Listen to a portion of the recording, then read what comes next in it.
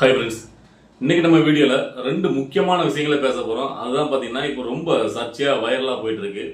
அந்த கண்டென்ட்டுக்குள்ளே போகிறதுக்கு முன்னாடி நேற்று நான் ஒரு விஷயங்களை சொல்ல மறந்துட்டேன். என்ன கேட்டிங்கன்னா, நேற்று வந்து நம்ம முதலமைச்சர் விஜயாவில் எதாச்சும் நம்ம பார்க்க வேண்டியது இருந்துச்சு, பெரம்பூரில் நான் பார்த்தேன்னு சொன்னால.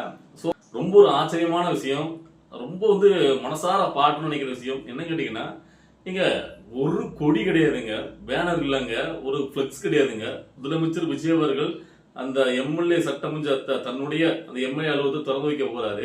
அந்த பெரம்பூர் தொகுதியில் நீங்க வந்து சென்னையில இருந்து நீங்க வந்து எந்த சைட்ல இருந்து போனாலும் சரி, எங்கேயுமே ஒரு பேனர் கொடி கம்பெல்லாம் ஒண்ணுமே இல்லை. ஸோ அதுதான் நம்மளுக்கு ரொம்ப ஒரு கன்ஃபியூஸ் ஆனது. ஸோ அது எவ்வளவு பெரிய விஷயம் பாருங்க. எனக்கு தெரிஞ்சு இத்தனை வருட அந்த அரசியல் வரலாற்றுல ஒரு கவுன்சிலர் இல்ல மாவட்ட செயலாளர் ஒரு இடத்துக்கு வராரு, ஒரு கல்யாணத்துக்கு போறாரு, ஏதோ ஒன்று பண்றாரு அப்படின்னா அதுக்கு ஒரு 10 கிலோமீட்டர் முன்னாடியே ஆரம்பிச்சிருவாங்க. இப்படி வரிசையா அவங்க கட்சி கொடி கம்பமா இருக்கும், பேனரா இருக்கும், அப்படிலாம் இருக்கும். ஸோ ஆனா முதலமைச்சர் அவருடைய சொந்த அந்த அலுவலகத்தை திறந்து வைக்க வராரு, அந்த பகுதியில் ஒரு கோடி பேனர் கிடையாது, ஒரு கட்டட் ஃபிளெக்ஸ் கிடையாது. அப்ப இதெல்லாம் எவ்வளவுக்குள்ள ஒரு பெரிய ஒரு மாற்றம். இதை வந்து மனசார பாட்டுருக்கு இங்க உள்ள அந்த நடுநிலைவாதிகள் அப்படின்னு சொல்லிட்டு இருக்க பத்தியாளரும் சரி, இல்ல இந்த அரசியல்வாதி சரி, யாரும் ஒரு வார்த்தை இதை பத்தி பாராட்டவே இல்லை. ஸோ நேற்றே நம்ம வந்து பார்த்தீங்கன்னா அதை சொல்ல நினைச்சா, நான் வந்து நேற்று அந்த எக்ஸ்பிரஷனில் பேசும்போது மறந்துட்டேன். அதை இன்னைக்கு நினைவுபடுத்தணும். இது உண்மையிலே வரவேற்கத்தக்கது, நான் மனசார பாடுறோம்னு நினைச்சேன், அதான் சொன்னேன். சரி, ஓகே. இப்போ அந்த ரெண்டு சர்ச்சையான விஷயங்கள் இருக்குல்ல. முதல்ல எது கேட்டீங்கன்னா, லைலா மணிக்கு அரசு பதவி, அதாவது தமிழ்நாடு பாடநூல் கழக தலைவராக லைலா மணியை நியமிச்சிருக்காரு முதலமைச்சர் விஜய் அவர்கள். அதற்கான பணி நியமனையை நேற்று கொடுத்திருக்காரு. அதுதான் இப்போ சோசியல் மீடியா ஃபுல்லா பயங்கர வயலாயிட்டு இருக்கு. லைலாமணிக்கே இந்த பதவி என்ற யார் யாரெல்லாம இந்த பதவியில லைலாமணிக்கு போய் கொடுத்துருக்காங்களே, அப்படி இப்படின்னு ஏகப்பட்ட விமர்சனங்கள், எதிரிகள் சொல்லவே வேண்டாம். இந்த சாட்டை துறைமுறைலாம் பார்த்தீங்கன்னா பயங்கரமா ஆரம்பிச்சிட்டான். ஸோ நான் எல்லாத்துக்கும் வரேன். ஃபர்ஸ்ட், லைலாமணிக்கு ஒரு பதவி கொடுக்குறதுங்கிறது கண்டிப்பா வரவேற்கத்தக்க கூடியது, அதில் நமக்கு மாற்றுக்கிறதே கிடையாது. ஏன்னு கேட்டீங்கன்னா, முதலமைச்சர் விஜய் அவர்கள் தேர்தல் பிரச்சார காலகட்டத்தில் இருந்து இப்போ வந்து முதலமைச்சர் வரைக்கும் அவர் கூட பயணிச்சவங்க, க்ளோஸ் ஆன எல்லாத்துக்குமே அவங்களுக்கு உண்டான அந்த அங்கீகாரங்கிறது கிடைச்சிட்டு. ஆனா லைலாமணிக்கு மட்டும் கிடைக்காம இருந்துச்சு. அதை வந்து ஏற்கனவே அமைச்சர் புஷியானந்த் அவர்கள் ஒரு ஸ்டேஜ்ல லைலாமணியை பாராட்டும் போது அவரே சொல்லியிருப்பாரு, லைலாமணி நினைப்பாரு, இதெல்லாம் நல்லா தான் பாடுறீங்க, ஆனா ஒரு பதவி தான் கொடுக்க மாட்டேங்க அப்படின்னு நினைப்பாரு. ஆனா முதல்வர் அவர்கள் உங்களை நல்ல இடத்துல வைப்பாரு அப்படின்னு அந்த இடத்துல சொல்லியிருப்பாரு. ஸோ நம்மளுக்கே தெரியும், இது எல்லாருக்குமே தெரியும்ல, ஏன்னா அவருக்கு மட்டும் தானே எதுவுமே கொடுக்கல அப்படின்ட்டு.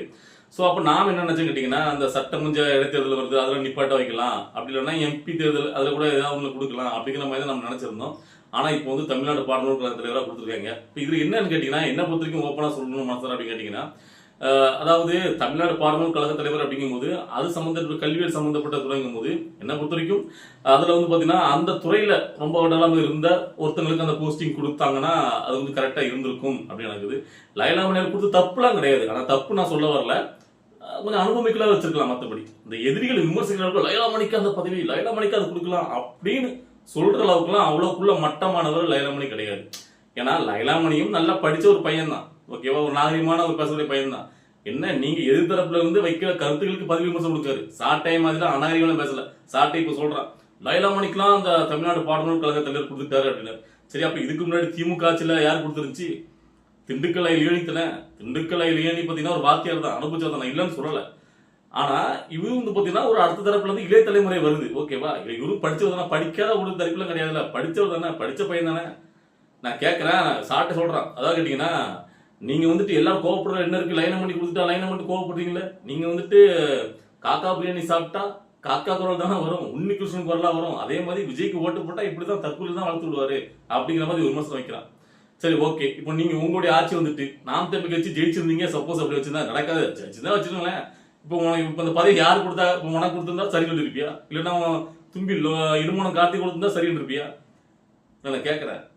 இல்ல அது வந்துட்டு என்ன அவ்வளவுக்குள்ள இலக்காரம் மட்டும் கேட்கிறேன். அதாவது ஒரு விமர்சனத்தை இந்த மாச்சுக்கத்தை வைக்கலாம், இப்படி அனுபவிக்கிற அதை வச்சிருக்கலாமே அப்படிங்கிறது வேற. ரொம்ப மட்டமா லைலாமணிக்கெல்லாம் அந்த பதவியா அப்படின்னு கேட்கறாங்களா, ஒன்னும் அவ்வளவுக்குள்ள ஒன்னும் குடிமொழிக்கு போல. லைலாமணி என்ன அதை போய் படிச்ச பையன் தானே கேட்கிறேன். ஒரு இளைய தலைமுறையை ஒரு பதவிக்கு கொடுக்குறாரு, ஓகேவா. ஸோ அதுல வந்து பாத்தீங்கன்னா ரொம்ப அதை வந்து விமர்சனம் பண்ணி அதை கேவலப்படுத்தலாம் ஒன்றும் கிடையாது. என்ன பொறுத்த வரைக்கும் ஒரு இளைய தலைவர் கிடைச்சிருக்கு. ஆனா என்ன, ஒரு அனுபவிக்கிற அந்த பொசிஷனை வச்சுட்டு அவங்களுக்கு கீழே இவரை வந்து வச்சிருக்கலாம்.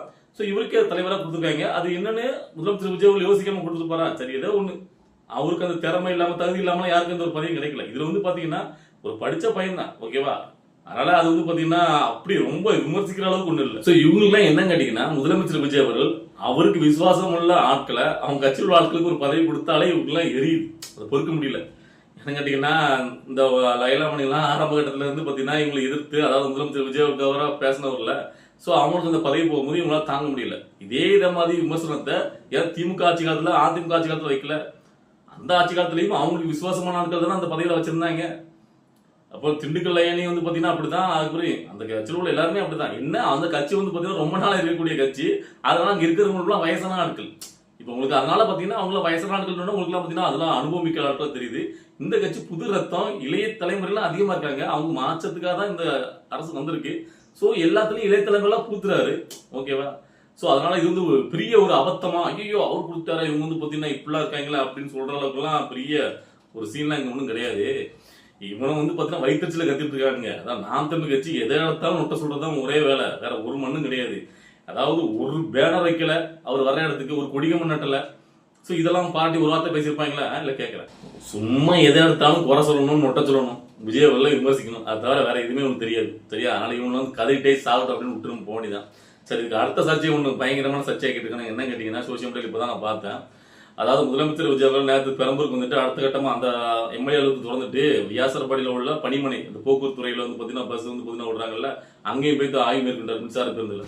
ஸோ அப்போ வந்து பாத்தீங்கன்னா அங்க உள்ள அந்த வேலை பார்க்கக்கூடிய அந்த பெண் ஊழியர்கள் எல்லாரும் வந்தாங்க, அவரோட போட்டோ எடுக்கணும் அப்படின்ட்டு. ஸோ அப்போ வந்து பாத்தீங்கன்னா அவர் போட்டோ எடுக்கும்போது கூட அவர் தான் நிக்க வைக்கிறார். அந்த போட்டோ எடுக்கும்போது ஒரு பெண் வந்து கையை நீட்டுறாங்க கை கொடுக்கறதுக்கு. அப்போ வந்து பாத்தீங்கன்னா அவர் கையை எடுத்தவர் யோசிச்சுட்டு நிற்காரு. அதுக்குள்ள வந்து பாத்தீங்கன்னா கூட இருக்கிற அதிகாரம் வந்து அப்படி பிரிச்சு விட்டாங்க. ஸோ இப்போ இதை மட்டும் பாத்தீங்கன்னா கரெக்ட் எடிட் பண்ணி பாத்தீங்களா, அந்த பெண் ஊழியர் வந்து பாத்தீங்கன்னா கையை நீட்டுறா கை கொடுக்குறா, இவர் கை கொடுக்க மாட்டேங்காரு. என்ன ஒரு மனுஷன், இவெல்லாம் இப்படிப்பட்ட ஆளும் தெரியாம போச்சு. இப்படி அந்த ஊழியர் எந்த அளவுக்கு வேதனைப்பட்டிருப்பாங்க. ஒரு மாதிரி கை நீட்டா கையை கொடுக்குறது என்னப்பா இது, இவர் தீண்டாமை பின்பற்றுறாரு. ஸோ இவ்வளவுக்குள்ள தீண்டாமை பின்பற்றுற மனுஷன் இவருக்கு எனக்கு தெரியாம போச்சு. அப்படி இப்படின்னு ஏகப்பட்ட விமர்சனங்கள். ஆக்சுவலா அந்த வீடியோ முதல் நாள் நான் பார்க்கும்போதே எனக்கு தெரியும். ஆக்சுவலா இந்த பெண் ஊழியர்லாம், அதாவது கை நீட்டினாங்கல்ல, அவங்களாம் எங்கேயோ ஒரு தூரத்தில் நிற்பாங்க. இவரு தான் முதலமைச்சர் விஜய் தான் வாங்க இங்க வாங்க போட்டோ எடுக்கலாம் வாங்க அப்படின்னு கூப்பிடுவாரு. இவரு தான் மெனக்கிட்ட அவர் கூப்பிட்டு இங்க பக்கத்துல நில்லுங்க, என் பக்கத்துல நில்லுங்க அப்படின்னு சொல்லி நிப்பாட்டி விட்டு போட்டோ போஸ்ட் கொடுப்பாரு. ஓகேவா? அதுக்கு முன்னாடி கூட ஒருத்தங்க அந்த அவங்க வந்துட்டு பார்த்தீங்கன்னா ஓட்டுநரா நடத்துவான்னு தெரியல, ஒரு பெண் ஊழியர் அவங்க வருவாங்க, வந்தவொடனே கை கொடுப்பாங்க, கை கொடுப்பாரு. ஆனா அதெல்லாம் அவங்க காட்டல. கரெக்டா இந்த சீனை மட்டும் கட் பண்ணி காட்டுறாங்க. அதுல வந்து எனக்கு என்ன கேட்டீங்கன்னா, எதுக்காக முதலமைச்சர் விஜய் கையை கொடுக்கல அப்படிங்கிறது காரணம் தெரியல. ஏன்னா ஒருத்தங்க கை வந்து எல்லாரும் வரிசையா கை கொடுக்கணும் அப்படின்னு நினைச்சிருக்காருன்னு தெரியல. ஆனா அவர் வந்து பாத்தீங்கன்னா ஒரு தீண்டத்தகாத ஒரு மாதிரி நீங்க விமர்சிக்கிறாங்களா அந்த ஊடகங்கள், அவங்கலாம் என்ன ஒரு இதுல போறாங்கன்னு தெரியல. எனக்கு தெரிஞ்சு முதலமைச்சர் விஜய் அவர்கள் மட்டும்தான் ரொம்ப எளிமையா மக்களோடு மக்களாக எந்த ஒரு விதர்ப்பமும் இல்லாம அவங்க வந்து அந்த பாகுபாடெல்லாம் பார்க்காம தான் பக்கத்துல நிக்க வச்சு தொட்டு கை கொடுத்து எல்லாமே பண்ணவர் அவர் மட்டும்தான். இது வரைக்கும் நான் வேற எதுலயா கூட நான் வந்து மாற்றிக்கிறது வந்து உதவி மேல எனக்கு வரலாம். சின்ன சின்ன விஷயங்கள் ஏதாவது ஒண்ணு அவர் இப்படி பண்ணிட்டா சொல்லவும் கூட அது இப்படி பண்ணிக்கலாம்னு தோணலாம். ஆனா இந்த மாதிரி விஷயங்கள்ல எல்லாம் அவர் மேல நம்ம குறையே சொல்ல முடியாது. ஏங்க ஸ்டாலின் அவரெல்லாம் கிட்ட நெருங்கினாலே மூஞ்சி அடிச்சு விடுறவருங்க. இவர் வந்து அப்படி எந்த இடத்துலயுமே பார்க்கல. நான் எவ்வளவு விஷயங்களை நான் பாட்டு இப்போ கூட லேட்டஸ்டா நான் பார்த்துருக்கேன். அதாவது அரசு மருத்துவமனைகள்ல போயிட்டு மகப்பேறு யாராலும் மகப்பேறு மருத்துவமனைக்குள்ள குழந்தை பத்து அந்த இதுக்குள்ள நம்ம போறதுக்கு ஒரு மாதிரி இருக்கும் தெரியுமா? அவர் அங்க போய் அதை பண்ணணும்னு அவசியமே கிடையாது. சோ நான் அன்னைக்கே சொல்லியிருப்பேன், நானா அந்த இடத்துல இருந்தா கூட, முதலமைச்சர் விஜய் இடத்துல இருந்தா கூட அப்படி போயிட்டு எல்லா குழந்தையும் தூக்கி நான் முதல்ல கொண்டு வரேன்னு தெரியாது. சோ அவர் அவ்வளவுக்குள்ள எல்லா குழந்தையும் கையில எடுத்து வச்சிருந்தாருங்க. நான் அவரு கையில கிளவுஸா மாட்டிட்டு இருந்தாரு தீண்டு தகவலுக்கு. சோ அது மட்டும் இல்ல, ஒரு ராணுவ வீரருடைய மகனை குழந்தைய அப்படி கையில வச்சு கொஞ்சி அவருடைய முதலமைச்சர் நாட்கள்ல உட்காந்து அவர் அரவணைச்சு உட்கார்ந்திருந்தவர். புரியுதுங்களா? பல்லவி அவங்களுடைய எம்எல்ஏ இருக்காங்களா, அவங்களுடைய குழந்தைய கொண்டு வந்து அப்படி கையில ஏந்தி முத்தம் கொடுத்து போனவர். சோ எனக்கு தெரிஞ்சு அவர் வந்து பாத்தீங்கன்னா எந்த ஒரு பேதமும் இல்லாம இந்த மாதிரிலாம் அவர் யோசிச்சதே கிடையாது. அப்படிப்பட்ட மனுஷனே கிடையாது. சோ ஆனா இப்போ வந்து அதை மட்டும் கட் பண்ணி பயங்கரமா ஒவ்வொரு மனுஷனுக்கும் ஒவ்வொரு நேரத்துல ஒரு மாதிரி தோணலாம். அவருமே அந்த இடத்துல கைவிட வந்து கை எப்படி எடுத்து நிற்பாரு, அதுக்குள்ள அவங்க வந்துருவாங்க. சோ அது ஏன் அவர் பண்ணலான்ட்டு ஒருவேளை ஒரு அசௌகரியம் இருக்கும் எல்லாருக்கும். இப்ப கூட்டம் எல்லாரும் வந்து நிப்பா கை கொடுக்கணுமே, நம்ம தான் கூப்பிட்டு அவங்க போட்டோ எடுக்க விடுறோம், நம்ம கூப்பிட்டு போட்டோ எடுக்க சொன்ன உடனே கை கொடுக்கணும்னு சொல்றாங்க. அப்படி கூட அவர் நினைச்சிருக்கலாம். இவ்வளவு நாள் நம்ம வந்து பொது இடங்கள்ல அவர் நடந்துகிட்ட விதங்களை வச்சு நான் சொல்றேன். சோ எனக்கு வந்து அவர் அந்த மாதிரி பார்க்க தோணல. அவர் அப்படிப்பட்டவர் கிடையாது அப்படிங்கிறது நம்மளுடைய. ஏன்னா எவ்வளவு நாள் நம்ம நினைச்சு பார்க்காத விஷயங்கள்லாம் பண்ணிருக்காரு. அதாவது நெருக்கமா, அதாவது பாத்தீங்கன்னா ஒரு மாற்றுத்திறனாளியா இருந்தா கூட அவங்க கூட வந்து பாத்தீங்கன்னா முட்டிக்கால போட்டு அவங்கள வந்து நம்ம அரவணைச்சிக்கிறது. ஸோ அப்படி எல்லா விஷயங்களையும் படிச்சா ஸோ அப்படி நிறைய விஷயங்களை பண்ண மனுஷன். ஸோ அவர் வந்து பார்த்தீங்கன்னா ஒரு தீண்டத்தகாத வகையில் நடந்துக்கிட்டாரு, கை கொடுக்க மறுத்தாரு அப்படின்னா இதில் எப்படி நம்ம வந்து அதை அப்படி எடுத்துக்க முடியும்? அதாவது ஸ்டாலின் அவர்களை சொல்லுங்க, நம்ம எடுத்துக்கலாம். அவர் கை கொடுக்க வந்தாலும் கை தட்டி விட்டு போவார். உங்களுக்கு புரியுது? எத்தனையோ வீடியோக்களை பார்த்துருக்கோம். அவர் வந்து நிற்பாரு, அவங்க வந்து கை கொடுத்தா கூட கை தட்டி விட்டுலாம் போயிருக்காரு. நான் நிறைய வீடியோக்களை பார்த்துருக்கேன். அப்படி வந்து பார்த்தீங்கன்னா அப்படிப்பட்ட மனுஷனா எனக்கு தோணலை. ஸோ நம்மளை பொறுத்த வரைக்கும் என்ன கேட்டீங்கன்னா, இந்த மாதிரி கதறவங்கலாம் முதலமைச்சர் விஜய் அவர்கள் என்ன பண்ணாலும் கதறதான் போறாங்க. அவர் எவ்வளவு நல்லது பண்ணாலும் பாட்ட போது கிடையாது. அவர் வந்து என்ன விஷயம் பண்ணாலும் சரி, அவர் பண்ணாலும் அப்படிதான், பண்ணாம அவர் சும்மா இருந்தாலும் எப்படினாலும் கதறதான் போறாங்க. ஏன்னா அதான் அவங்களுடைய வேலை. அதனால இதை வந்து பேசுறதுக்கு தேவையில்லை. இன்னைக்கு இந்த வீடியோ பார்க்கும்போது உங்களுக்கு என்ன தோணுச்சு, நீங்களா என்ன சொல்ல நினைக்கிறீங்க அப்படிங்கிறத உங்களுடைய கருத்துல கமெண்ட்ல பண்ணுங்க, ஷேர் பண்ணுங்க. அடுத்தது அரசியல் நிகழ்வை பார்த்து நம்மளுடைய வீடியோ வரும். வெயிட் பண்ணுங்க. பாய்.